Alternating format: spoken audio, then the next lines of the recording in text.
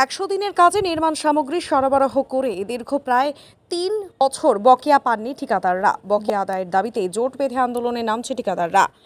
কেন্দ্র রাজ্য কাদা ছোড়াছুড়িতে 100 দিনের কাজ নিয়ে জটিলতা দীর্ঘদিনের। এরই মাঝে 100 দিনের কাজ করা শ্রমিকদের বকেয়া পাওনা মিটিয়েছে রাজ্য সরকার। শ্রমিকরা টাকা পেলেও 100 দিনের কাজের প্রকল্পে নির্মাণ সামগ্রী সরবরাহ করে 1 টাকাও পাননি ঠিকাদাররা।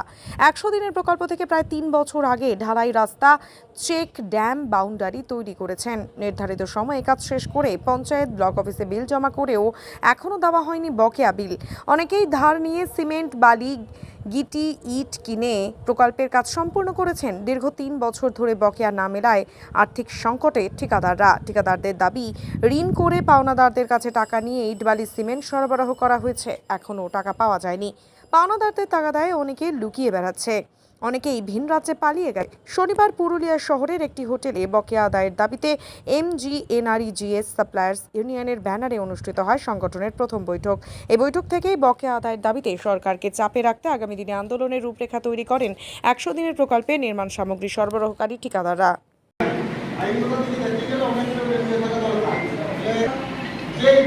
এখন ব্যাপার হচ্ছে আমরা 3 বছর ধরে NREGS এর মেটেরিয়ালসের কোনো পেমেন্ট পাই নাই, যার জন্য আমাদের প্রচণ্ড অসুবিধা। কাজ করতে শুধু নয়, আমাদের যারা ভেন্ডাররা আছি আমরা বিভিন্ন রকম সমস্যার সম্মুখীন হয়েছি। সাংসারিক দিক থেকেও আমরা খুব সমস্যার দিক থেকে পড়েছি।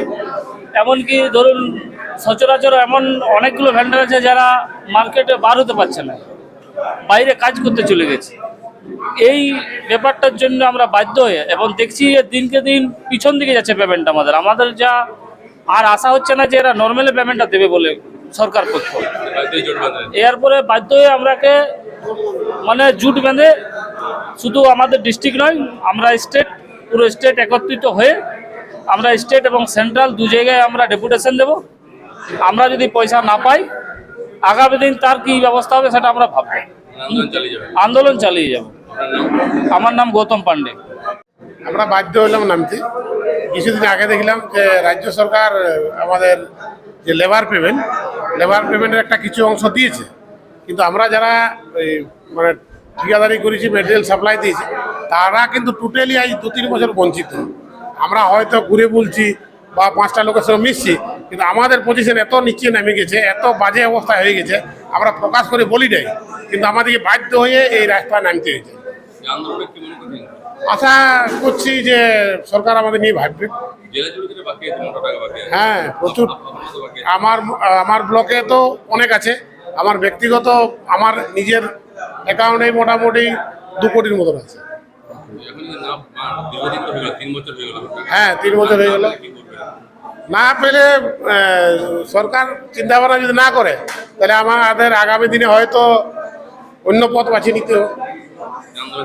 হ্যাঁ, আন্দোলন তো চলবে, কারণ আমাদের তো ধরুন বাড়িতে বউ আছে, বাচ্চা আছে, তারা পড়াশোনা করছে, তাদের ভবিষ্যৎ নষ্ট হয়ে যাবে। আমাদের ধরুন কোনো লিগেল কেস বেস যদি হয়ে যায়, আমরা তো অনেক কোম্পানির থেকে মালদার নিয়ে কাজ করেছি। আমাদের যে কোটাটাই আমাদের নিজেদের ফান্ড তা তো নয়, তাহলে সেই জায়গায় আমরা কিন্তু একটা বিশাল বাজে জায়গায় পৌঁছে আছি। সেটা যদি সরকার কিছু ভাবে আমাদের জন্য খুবই ভালো হয়, আর নাই তো অন্য কোনো রকম কোনো পথ বাঁচতে হবে। তথ্যগুলোও দিতে হবে যে প্রত্যেকটা ব্লকে কোন কাজগুলো এখনো পর্যন্ত একটিও হয়নি। হয়তো ওয়ার্ক অর্ডার হয়েছে, কাজ হয়ে গেছে, মেজারমেন্টও হয়নি, এরকমও আছে। তো সেই তথ্যগুলোকে আমাদের চাই। সেই তথ্যগুলোকে নিয়ে আমরা ফাইল আকারে DM এর কাছে দিব, কিন্তু অফলাইনের কাজটা তো করাতে পারবো। ঠিক, তার কারণ হচ্ছে প্রত্যেকটা ব্লকের যারা MGNREGS এর টিএ আছে কিংবা পঞ্চায়েতের যে NS গুলো আছে, এই সময়ের মধ্যে অনেকগুলো তো পার হয়ে গেল, অনেকে আসলো, অনেকে জানেই না কাজগুলো সম্বন্ধে, তার কোনো অনেকগুলো পাওয়া যেত। তারপর যে আগের যে বডি ছিল সেই সময় কাজ করেছে, এখন নতুন প্রধান এসছে, তার কাছেও কোনো ইনফরমেশন নাই।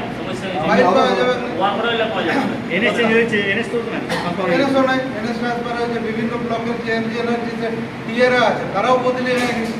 তাহলে আমাদের যে ইমিডিয়েট যে কাজটা আছে, যে আমরা প্রত্যেকটা ব্লক থেকে আমরা দ্রুততার সঙ্গে আমাদেরকে তথ্যটা নিতে হবে। কারণ DM ডেপুটেশনে আমরা যখন যাব, আমরা জানি যে DMও আমাদেরকে পেমেন্ট নাই করাতে হবে। তা আমাদেরকে কাজটা কী করাতে হবে, যেগুলো FPO হতে বাকি আছে, অনলাইন না হোক, অফলাইনের কাজটা আগায় থাকুক।